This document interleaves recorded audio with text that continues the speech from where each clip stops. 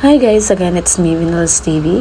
So may konting pa-update lang muna tayo ngayon guys. Ito yung sa laro ng F2 Logistic Cargo Movers at ng Signal HD Spikers. Napakagaling ng pinakitlang laro ng Signal against F2 ngayon. Napakasolid ng blockings nila pati floor defense.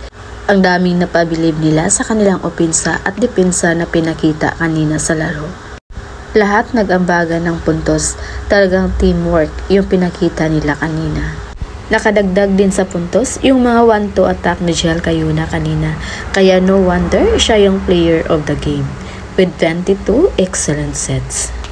Pero pinahirapan din talaga sila ng F2 Cargo Movers. Una nga lang nakakuha ng momentum ang Signal, kaya nakuha nila ang first set sa score na 25-23.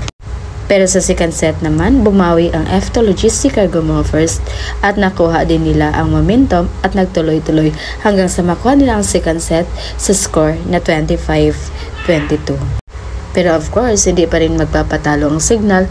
Talagang nag-focus sila sa game kahit medyo may mga error sila, pero nakakabawi agad. Bumalik sa kanila ang momentum at nakuha nila ang third set sa score na 26-24 at tuloy-tuloy hanggang sa tapusin na nila ang laro sa fourth set lang with score na 26-24. Napakalaking bagay para sa Signal HD Spikers ang kanilang panalo ngayon dahil ito yung maglagay sa kanila sa fourth slot.